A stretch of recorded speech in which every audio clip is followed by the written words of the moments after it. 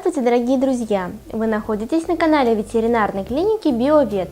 И в этом выпуске мы с вами поговорим о том, почему храпит кошка. Мало кто сдерживает смех, когда видит видео, на котором кот или кошка храпит.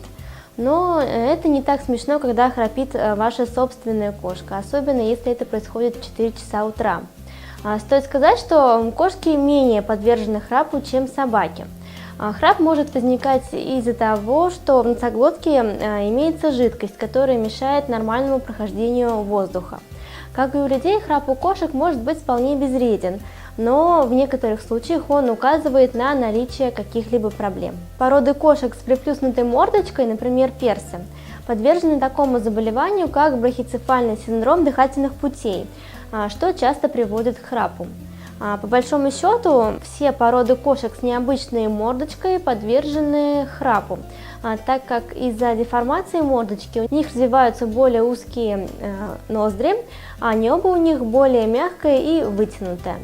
В этом случае храп не приносит никаких проблем, но иногда может потребоваться хирургическое вмешательство, без которого кошка не сможет дышать нормально. А также стоит сказать, что к храпу может приводить и ожирение.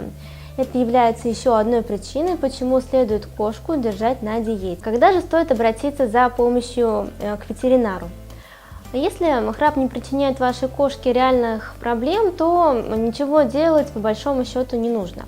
Однако, если вы наблюдаете у вашего животного затрудненное дыхание, оно пытается дышать ртом, при дыхании вытягивает шею, то необходимо срочно обратиться к ветеринару. Другими настораживающими симптомами являются следующие. Это выделение из носа, чихание, отек мордочки, кашель или изменение голоса. В ветеринарной клинике врач проведет тщательный осмотр носоглотки животного, а также в некоторых случаях может назначить рентген. Другими причинами храпа, помимо брахицефального синдрома, являются следующие. Это наличие в органах дыхания или носоглотки инородных тел, полипы, травмы гортани или паралич или воспаление гортани. Метод лечения храпа у кошек будет зависеть от первопричины, поэтому нельзя сказать, как именно будут лечить определенное животное. Все зависит от предварительной диагностики. К счастью, храп в большинстве случаев не представляет какой-либо опасности.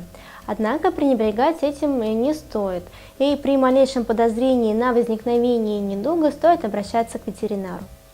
А на этом наш выпуск подходит к концу. Ставьте лайки, если это видео было вам полезно, а также подписывайтесь на наш канал. И не забудьте нажать на колокольчик, чтобы получать уведомления о новых и полезных видео от ветеринарной клиники Биовет. Всем пока и до новых встреч!